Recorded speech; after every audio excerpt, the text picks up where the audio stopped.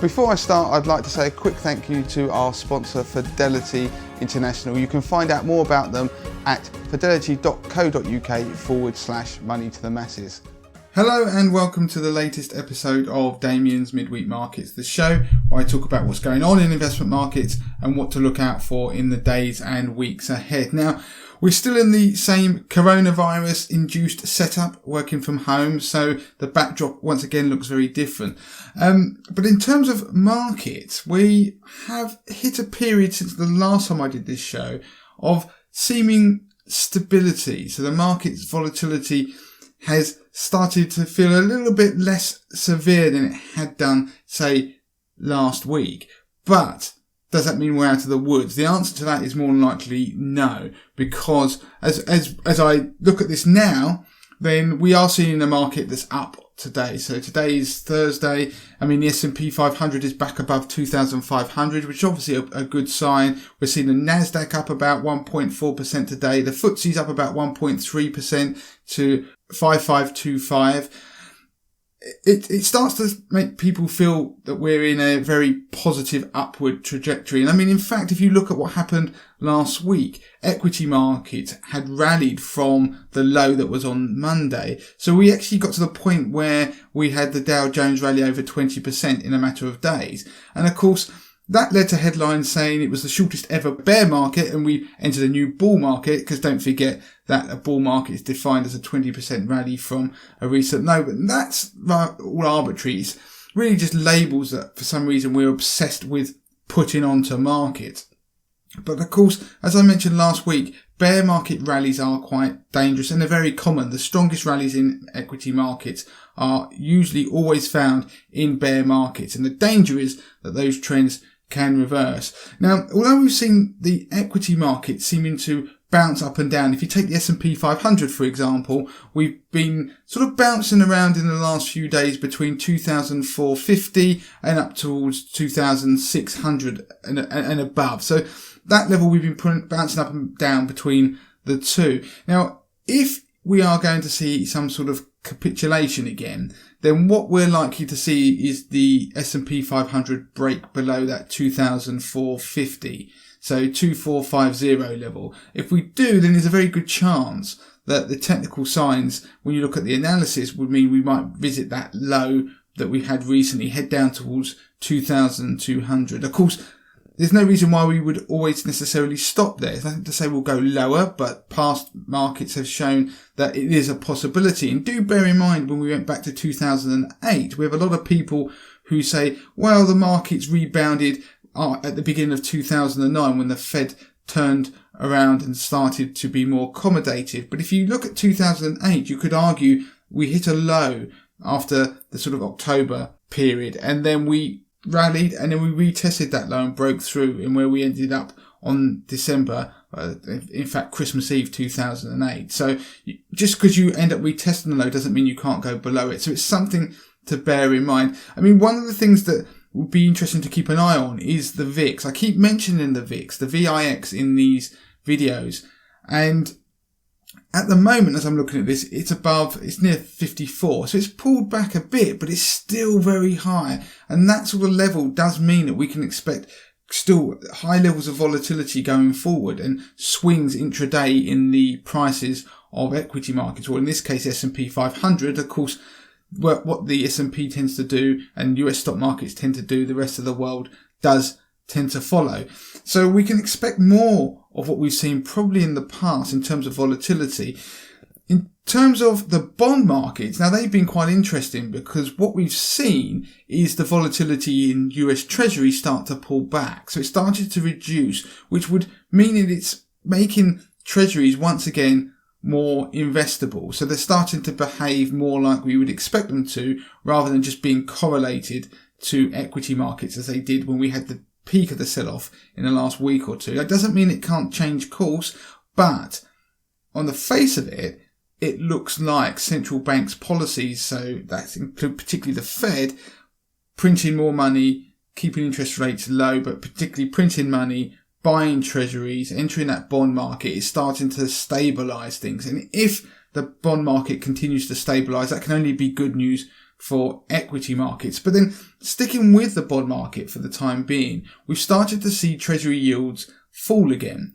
And that's largely because of the economic data we're starting to see. Today, for example, in the US, we saw there was another 6 million US jobs claims, which if you combine it to what we had last week, that takes it to 10 million people. That's an incredible number. And if that's the case, and we see this trend continue, we've probably already beaten what we saw in the financial crisis. So the economic reality, there's an argument that maybe the stock market hasn't quite priced all of that in, or is overly optimistic, and the bond market is now once again being much more perhaps pessimistic, realistic, and therefore people are starting to buy back into bonds like they did in a normal behaving market. And so what we're seeing is bonds actually start to strengthen a bit, even though equity markets are still strengthening. But we're starting to see people buy bonds, and in particularly we're seeing US treasuries do well.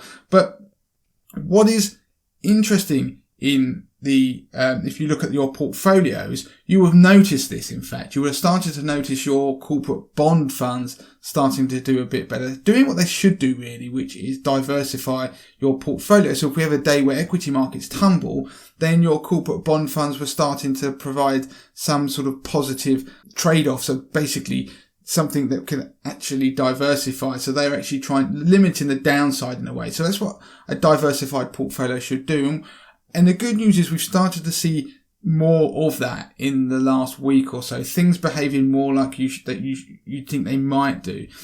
But having said all that, like I said, we're getting mixed messages from the market. So gold, the price of gold is going up, bonds obviously rallying, so which means that their yields are falling, but at the same time equity markets are still more bullish than they were a week or so ago. So it does tend to suggest that maybe we're back in that position again we were before this sell-off, where bond markets are saying one thing and equity markets are saying the other, and bond markets ended up being proved right. We won't know until this all plays out. One thing that is also interesting is that defensive sectors, so that was utilities in particular, they performed very strongly in the rally that we had last week. And if you have a market rally, so you have all the different sectors, you have cyclical sectors, you have things like technology, or you have financials, a good example of a cyclical sector. So sectors that are sensitive to the economic cycle, then they didn't perform as well last week. So what we saw is defensive sectors start to do well. REITs did quite well. As I said, utilities did well. Consumer staples did well. And what you want to see in a rally that will be sustainable, you want to see other sectors, financials in particular, rallying and helping to drive things forward, not just being the defensive, because it may ultimately show that the rally is particularly weak. People are actually buying things that they think will offer them a bit more protection if equity markets roll over. Although in the latest sell-off, utilities, REITs, some of the defensive have still tumbled along with everything else. Interesting when you look at your portfolios as well is absolute return funds have been disappointing across the board. There's only been about a handful, say four or five absolute or targeted return funds, as they're called now, that managed to produce a positive return during this period, this sell-off that started in February. Now, people, the way they're often marketed is that these things are meant to be able to produce a positive return in most market conditions. Even if it's not most market conditions, you'd expect them to do it in a negative market, because that's obviously where they should come to the fore. Unfortunately, they haven't, and that's perhaps not surprising, because often marketing is slightly misleading. I mean, I've done a piece for 80/20 investor members where I'm looking at almost like a coronavirus portfolio. It's looking at funds that have done well in this particular sell-off. And the ones that have done particularly well are UK gilts, understandably. I mean, I recently published our Perfect ISA portfolio, and gilts are a key part of it. We've seen a couple of absolute return funds do relatively well, but funds that are exposed to US treasuries have done well, but also that are exposed to the upside in US dollars, because don't forget, the US dollar has been the asset of choice, the haven asset in this sell-off. And it also explains why, where we've had this optimism in the last week or so, that the pound has started rallying against the dollar. We're up at $1.20 $1.23 at the moment as I look at it, which has come some way since about $1.16 that the pound was trading at about a week or two ago. And that's because the dollar has fallen. As people are becoming a little bit more confident, then they are moving out of dollars into other assets. So we are not out of the woods quite yet, but in fact by any stretch. There's a lot that's still got to play out in the coming days and weeks. But one thing that's quite interesting as well when you look at investments is there are a lot of people trying to predict what will do well in this environment. And I don't like to keep using the word unprecedented, but because of the scale of the closures that we've had globally, whole economies being locked down, the old ideas of what would do well in a recession or in a market that is pricing in a weaker future growth aren't really holding true at the moment, because we are in a world that we've never been in before, so we don't quite know what's going to happen. And we've seen an example of that in recent days when pressure was put on banks to cut dividend payments, because obviously Bank of England wants them to lend money, any money that they're receiving, so they don't want that money going to shareholders, and they want the banks to be able to push this liquidity onwards and actually help the economy. And so what you saw with bank stocks do very badly this week, and it also means that for income investors, they will see some of their dividends cut if they're relying on those dividends from shares directly or via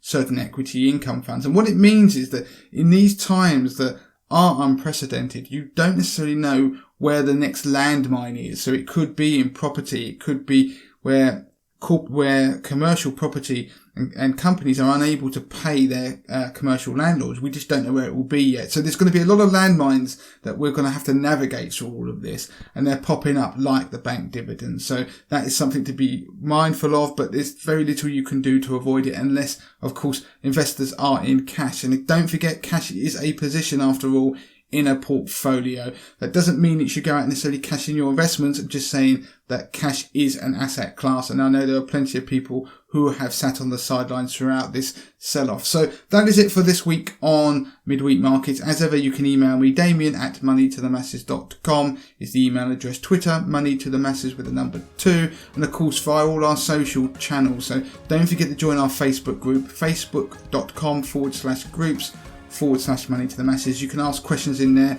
about anything, not just investing. And of course, do not forget to subscribe to our YouTube channel.